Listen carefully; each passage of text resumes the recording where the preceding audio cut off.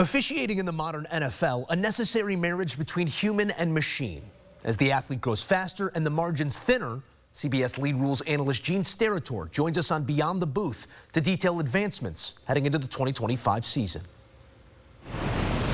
Gene Steratore, arbiter of all things NFL, here to maybe talk through some of the new rules and the evolution of the game as you've seen it. You on Sunday have your eyes on just about everything. How have Sundays changed from what you're seeing now to maybe what you saw from field level?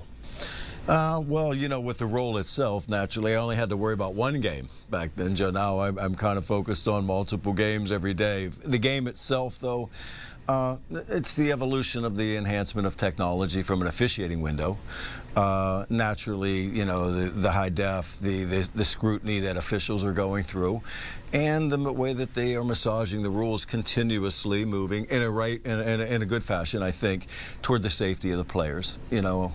Technology being at the forefront of all things now, I believe AI-generated measurements or something. The old index card's not going to be out there. The chain gang's going to stay on the sideline. But maybe the misconception there, it's measurement. It's not ball spotting. That still belongs to the officials. Yeah, the nuance is still officials getting the spot right, because if you think about it, where the football is very important, but where the football isn't important until somebody is down by contact. So there's a couple pieces there. So the human condition will still set the football. The hope is that we're going to save 60, 70 seconds or so in the process of measuring that. But it would have done nothing in the AFC title game in the situation of Josh Allen stacked up. Can't see it, ball gets spotted. Exactly, yes. It's an interesting advancement here to maybe move things along, and we'll see how the technology performs. Other things are human decision. Ball coming out to the 35 and a touchback in an effort to maybe get the ball in play more on kickoff. But how does that sit with you when you are a touchback and a defensive holding away from being in field goal range with some of these legs now? Well, no question, but I do think the 5-yard differential is very big. I think the 30 to 35, it may not seem like it's that significant to the casual viewer, but I do really believe that that difference will create what you've alluded to. And I think that's what the league wants, right? And the kickers in the NFL are so talented that to elevate the ball another 10 feet in the air to have it land between the 10 and the goal line or something to that effect. Now, you'll see that creativity. It's also going to put the excitement of the kickoff in the game again, I think, a little more. We all got accustomed to great kickers now just kicking the ball into the stands, right, from the 40-yard line or 30. But I do think it will elevate the amount of kickoff returns we have. That's good for the game. It's like being green side, short sided. You got to throw one up in the air every once in a while. You know, get that thing to stop. We'll see if we can get kickoff back a part of the game in the NFL. As it's gone the last couple of years, the way of the dodo bird, for lack of a better term here. Gene, advancements in replay, also another thing we're going to be seeing this season. Can you walk us through what the goal is with, maybe, for lack of a better term there, the sky judge calling down and assisting in certain situations? You know, listen, one thing we always have to keep in mind as we move forward, and I think it's a good thing from the profession that I was fortunate enough to be part of for all those years, it still has to be a foul that's called on the field first before we get replay in. We're not going to use replay to look at a play and then say, oh, there's holding there, or that's pass interference, let's create a foul. But on that field, the game is really, really fast. It's always been really fast. The nuances of some of the new rules, hits on a defenseless player, if it's head or neck area and the player hits 2 inches below the head or neck area, but the head snaps back in real time, I can assure you that if you're on that field, you would bet the house that they hit that player in the head or neck area.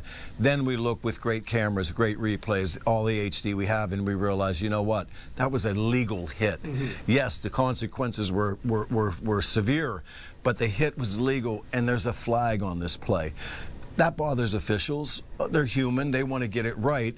But you also don't want to have that play be an illegal hit and you missed it that way either. So really, the truth of it is, you want to get these right.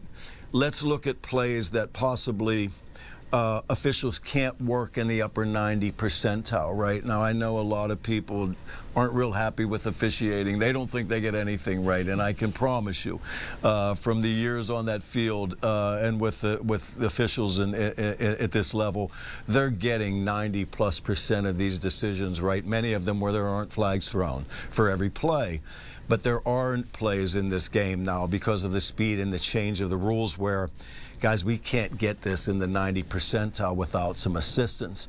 Hits on defenseless player, a quick horse collar tackle, tripping, face masks where helmets turn in a blink of an eye, and you think there's no way that head could turn that abruptly without someone grabbing that face mask, and then we look and see that it's a hand right below, right? So if we can implement technology in those split seconds to help get things right, I don't think we're hurting the game. I don't think we hurt the profession of the human condition of officiating and the judgment that really should be celebrated way more than it is. But we also want to get it right at the end of the day. In that place, I think, where that dance starts to take place, and the NFL's been excellent, I think, at implementing different nuances. But we're going to see more of those moving forward now. Any concern within the officiating group that need for a flag incentivizes, when in doubt, to drop one down so we can get the look? That's always the question, and it's a great question, Joe. And truthfully, therein lies that bit of training that you want to make sure that you let officials know, look, when you make a call in any sport from an officiating window, the truth of it is you should be looking at that play, digesting that play, and then saying without a doubt that's a penalty, and then reach for your flag, as opposed to, boy, that feels like a foul, let's just throw it, because they'll look at it upstairs. You never want to get into that space, because you can't just turn it on for one play, turn it off for the next 10 minutes. So you still have to train officials to call what you see, digest everything, and if you see 95% of something, that makes it not a foul. A foul is when you feel like it's 100%. And I think if they live in that window, we'll get the ones right most of the time, and the other ones that are really quick, hopefully technology then gets that right. Last one for you, Gene. It's been a hot topic going on 3 years now. We talk a lot about the health and safety of the tush push and whether or not it belongs in the game. Talk to me about the difficulty in officiating that play. I think it's just the scrum of the bodies, right? It's the mass of the humanity that is in that small, condensed space. From an officiating window, the hardest part of the play to officiate, I would think, and I really didn't have the tush push be that predominant when I retired, it would be the line of scrimmage officials that are trying to find out where the heck that football is in the midst of, 2,000 pounds of humanity. Somewhere in there, that football's in there, and at some point, the forward progress stops, right, if they don't go down. So where is that spot, or where is that football? So in that regard, it's tough, I'm sure, for them to mark the ball. And any time that you get big players like that with that type of leverage going against each other, your fear is always that there could be something happening on an injury side. But from an official's stand, listen, the stakeholders write the rules. They pass them down, and officials need to implement them, and that's where they kind of live with this play as well. Well, we always appreciate you on Sundays, and the enforcement around the league is this game we love. It's getting faster and faster. It sure is, yeah, and we seem to be getting a little older and older, so it's kind of exponentially going that way. But I'm all good with it. Gene, thank you. Appreciate you. All right. You know what else rules? J.J. Watt and Iron Eagle coming to a city near you. CBS's new duo join us on Beyond the Booth as our series concludes on Sunday.